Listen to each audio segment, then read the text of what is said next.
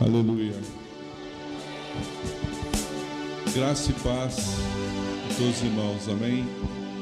Feche teus olhos agora. Vamos orar ao Senhor.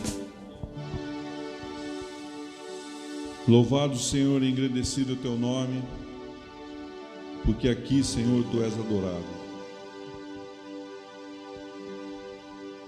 Tu és adorado nesse lugar que o Senhor estabeleceu nessa cidade. E eu quero te louvar e te bendizer, Senhor, por esse povo que se reúne aqui, a tua igreja. E nessa hora, Senhor, em que vamos abrir a tua palavra,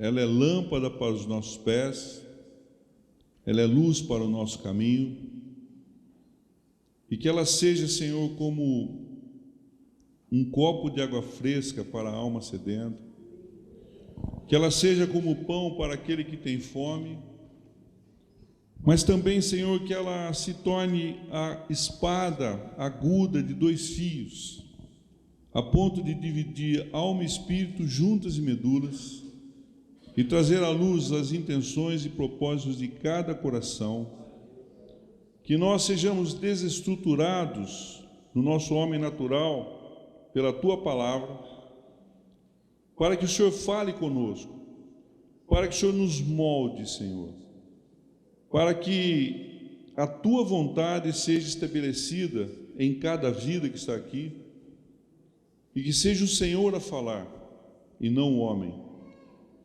e que a tua palavra, Senhor, entrando por nossos ouvidos, venha cair na boa terra de cada coração, e frutificar, a 30, 60, 100 por um, ministrando a nós, Senhor Deus, a vida de Deus e edificando a nossa fé no nome precioso de Cristo Jesus.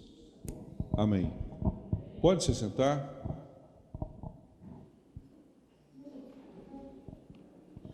Quero dizer, amada igreja, que para mim é um grande privilégio estar aqui com os irmãos, né, revendo os irmãos, apóstolo, a pastora, pastor Carlinhos e outros irmãos. E eu quero compartilhar com vocês algo que sempre falou no meu coração, na palavra. Eu vou pedir que vocês abram a palavra no Evangelho segundo São João, no capítulo 20. O Evangelho de João, no capítulo 20.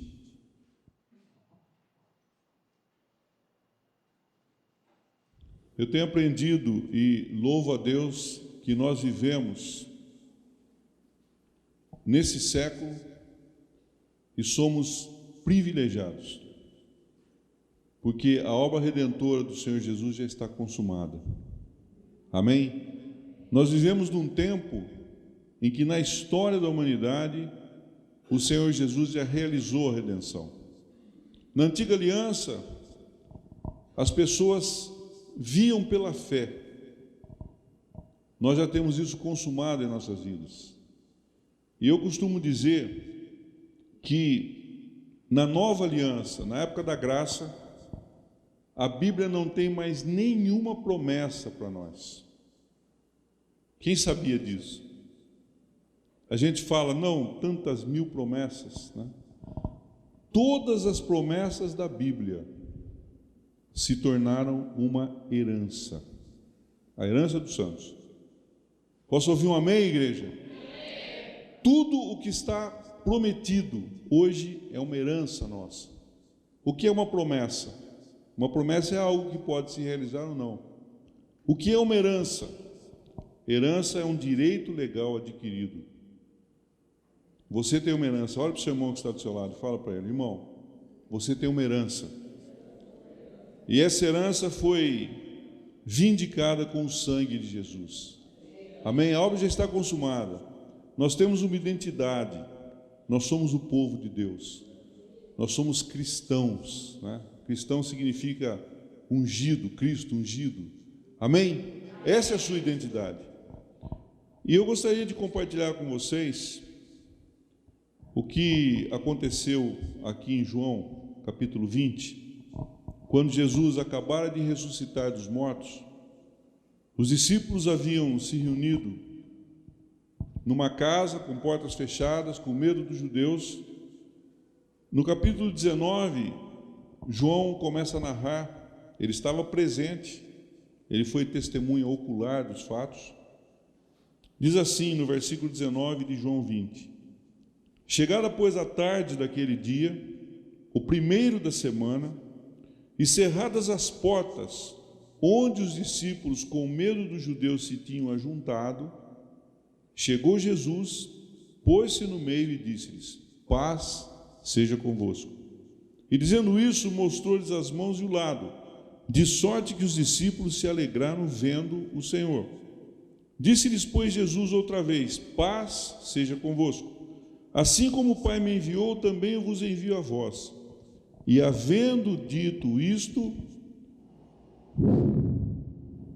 assoprou sobre eles o Espírito Santo. E disse-lhes: recebei o Espírito Santo. Amém? Faça assim comigo. Jesus soprou sobre eles o Espírito Santo. E eu quero fazer uma pergunta para você. Quando foi que os discípulos receberam o Espírito Santo? Foi aqui em João 20? Ou foi em Atos capítulo 2? Vamos lá em Atos capítulo 2, dia de Pentecostes. O povo estava reunido ali em Jerusalém. E diz a palavra que, cumprindo-se o dia de Pentecostes, Atos 2, estavam todos reunidos no mesmo lugar. E de repente veio do céu um som, como de um vento veemente e impetuoso, e encheu toda a casa em que estavam assentados. E foram vistas por eles línguas repartidas como de fogo, as quais pousaram sobre cada um deles, e todos foram cheios do Espírito Santo, e começaram a falar em outras línguas, conforme o Espírito Santo lhes concedia que falassem. Eu creio que esse texto é muito conhecido, né? Mas a pergunta fica para você: quando foi que os discípulos receberam o Espírito Santo? Em João 20, quando Jesus soprou sobre eles, ou em Atos capítulo 2, quando houve a descida do Espírito Santo no dia de Pentecostes? Eu quero considerar esse assunto com os irmãos para você entender o que estava acontecendo aqui e o que acontece nas nossas vidas.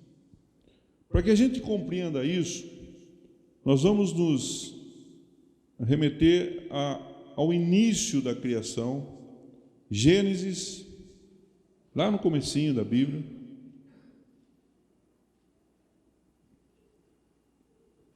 No capítulo 2.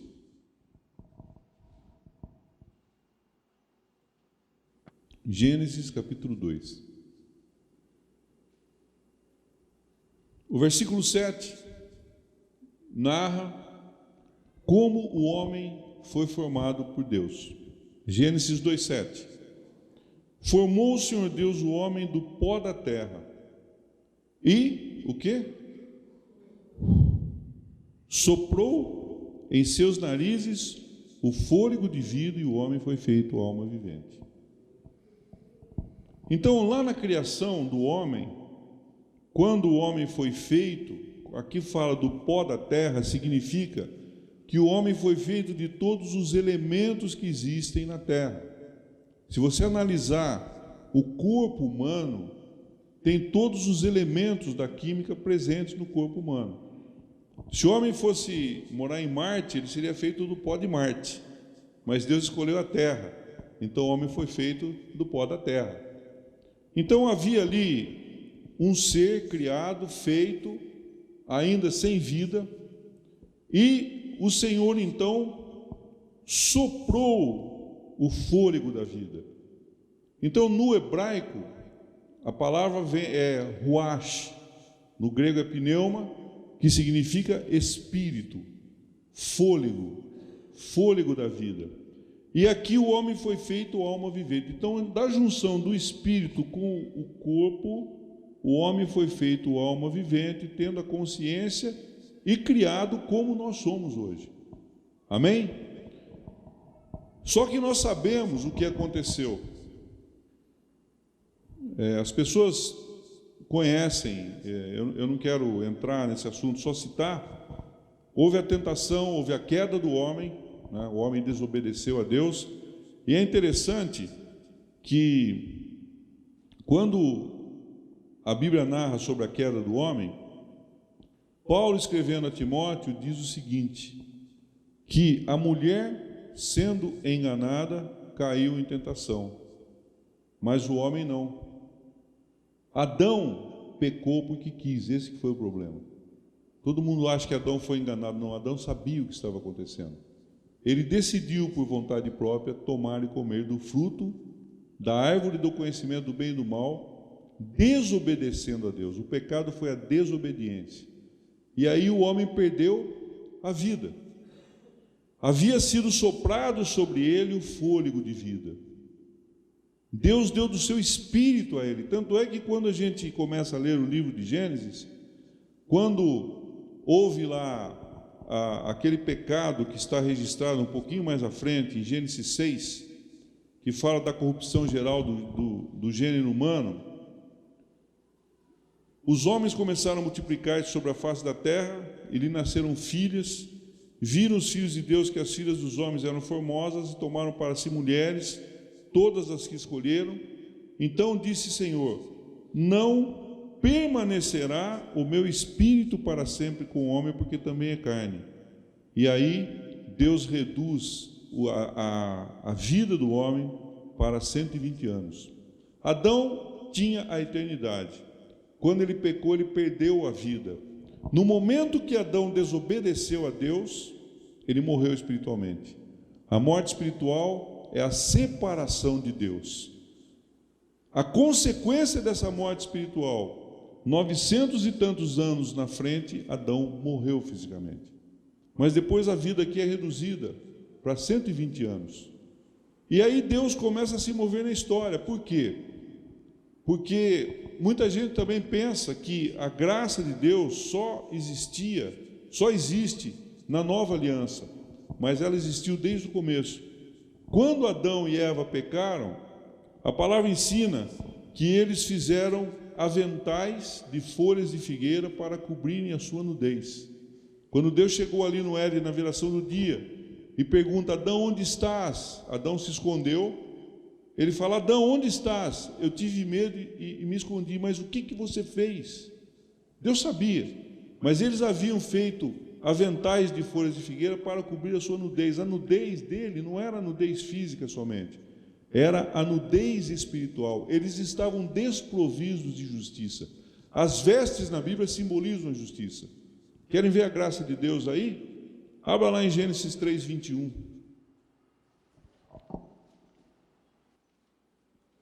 Gênesis 3, 21 diz o seguinte: e fez o Senhor Deus a Adão e a sua mulher túnicas de peles e os vestiu. O primeiro sacrifício narrado na Bíblia. Para que houvesse túnicas de peles, havia necessidade de animais serem mortos, provavelmente 2 animais. A morte começou a acontecer nos animais também por causa do pecado. Quando Adão pecou e desobedeceu a Deus, ele abriu as portas para que aqui na terra operasse uma lei chamada lei do pecado e da morte. Mas a graça de Deus se manifestou, porque aquilo que eles fizeram não era suficiente para eles se achegarem a Deus. As vestimentas de folhas de figueiras, que simbolizam as obras, que simbolizam o homem buscar a Deus por seu próprio esforço, não eram suficientes para eles receberem o perdão.